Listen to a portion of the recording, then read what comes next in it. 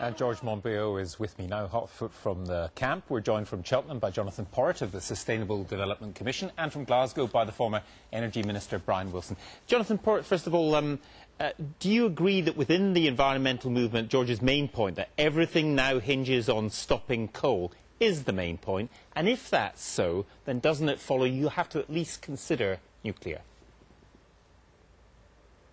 It's a very important point, and I wholly agree with George in terms of his very strong opposition to new coal-fired plants in this country. No question about that. To say it's the only point that now matters and that it's so important that we don't need to worry about the arguments for or against nuclear power is, to me, a completely erroneous approach. And I'm sorry to say that today there will have been an awful lot of people around and about in government and in the nuclear industry who will be celebrating those rather loose words that George fired off this morning. And actually, I'm sure he would agree with me that neither nuclear nor coal is the really important thing. The most important thing of all is energy efficiency, and addressing that as the absolute priority, then renewables, and then you can begin to argue about the rest. Right. George, I mean, I'm sure you probably do agree with that point, and you're not an enthusiast for nuclear power. You're reluctant about it. But you've come from a camp demonstrating against a coal-fired power station. Are you now saying that if this were a nuclear power station, you wouldn't bother with a protest? I don't think I would. It's not, as you say, that I've become an enthusiast, and I think there need to be extremely strict conditions before we even consider nuclear power, like whole system costing of the carbon emissions, like knowing where the waste is going to go and how it's going to be disposed of, knowing how much it's going to cost, who's going to carry those costs, making sure that there's a legal obligation, that there is no transfer of civil nuclear materials to military purposes. But with those caveats, you are open-minded to the question because you see coal as, because of the CO2 emissions, such a problem? The approach I favour is of the kind that they're using in California, where they say we set a maximum level of carbon emissions per megawatt hour of electricity generation.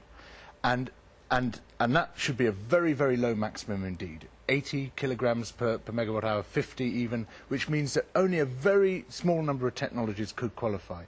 If nuclear met all those very stringent conditions, I've reached the point where I don't care anymore. What I want to do is to stop runaway climate change, to stop 2 degrees of warming.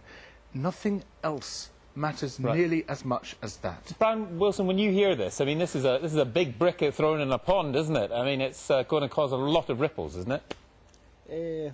I'm not sure, because I mean, I'm delighted to give George Monbiot the sort of gold medal for slow learners, but I mean, a lot of people reached exactly this conclusion a long time ago, and I'm not sure that he's such a, monumental figure that it's going to cause that many ripples. I mean, James Lovelock, probably the greatest environmentalist that Britain has produced, has been saying this for decades.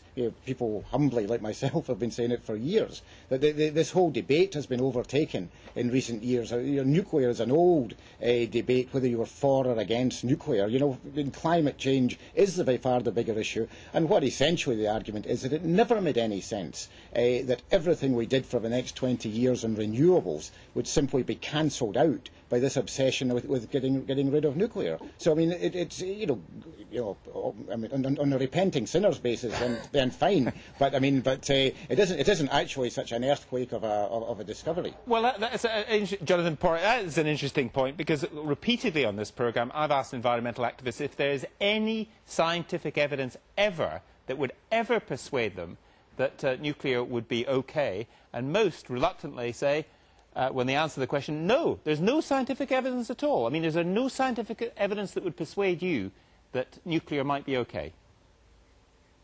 Actually, the number of environmentalists who are in that fundamentalist camp is far fewer than you might think. And you heard all George's caveats that he qualified his newfound support for nuclear with.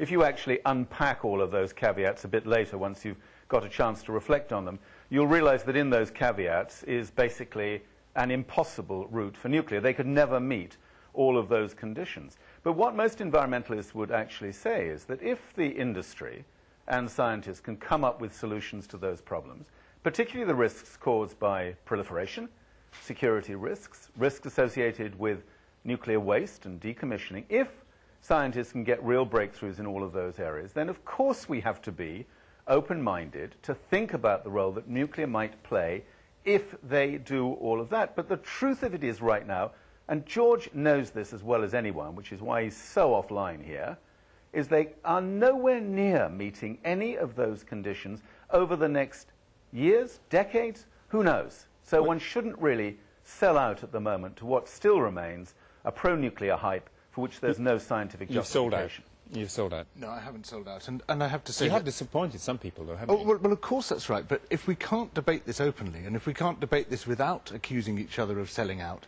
then we cannot take a rigorous approach to the biggest question of our age, which is how we stop runaway climate change.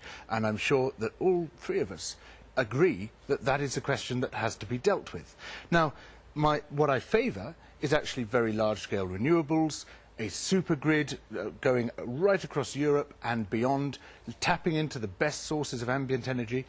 But I'm now open-minded about what the solutions to climate change are going to be. Can you see people will say, well, you know, it's great you're open-minded. I mean, Brian Wilson said you're a slow learner, right? But it's good that you're open-minded about it. But if you're open-minded on that, what about maybe GM crops are necessary to feed the world? What about carbon capture? Maybe it would work. Maybe, therefore, King's North isn't such a bad idea after all, because carbon capture technology could work. Oh, if carbon capture technology was already demonstrated, and if King's North, from the word go, was using carbon capture and storage and cutting 90% of its emissions, I would actually support it.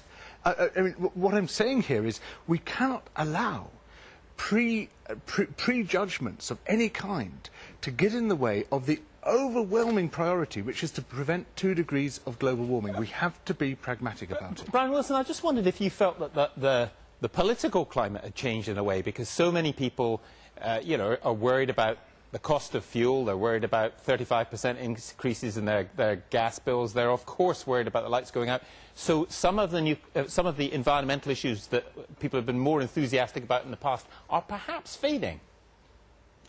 I'm afraid that's true. I mean, it is undoubtedly statistically true, according to polling. I take no pleasure from that whatsoever. I still believe very strongly in the role of renewables, and renewables come at a cost. But energy policy has always been about a combination of the 3 imperatives, which are security of supply, affordability, and carbon reduction. And it is very difficult to get that balance right. And you cannot go down the road entirely on any one of them and neglect the other 2. So that is the trick of energy policy, and it depends on diversification.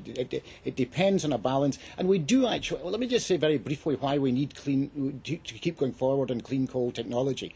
Whatever happens in this country, but a large part of the world, the big developing countries of China, India and so on, are going to use coal, and the only question is whether they burn it in a filthy, polluting way or whether they burn it in a cleaner way, which depends on the kind of technologies which are now being developed. So we do need cleaner coal. Clean coal is a contradiction in terms, but cleaner coal as opposed to dirty coal. Right, Jonathan Porritt, just on that big point, do you think the terms of the debate have changed? Not just about what we're discussing in the narrow point about nuclear, but just how people feel about green issues may be less important to them now? I don't think that's true, actually. It's certainly true that a downturn in the economy leads people to rethink the degree of priority that they attach to some of these issues. But actually very high energy prices, very high commodity prices, very high food prices, water scarcity all around the world, accelerating climate change. I mean, you'd have to look at all of that stuff with a pretty odd eye and then go on and ignore it and say all we need is to get back to business as usual. So I don't believe that the sustainability agenda has in any way gone slow here. What's happening is that we're beginning now to take into account the absurdity of the economy that we've depended on for the last 10 years, and the fact that that has not done us many favours either. Okay, thank you all very much.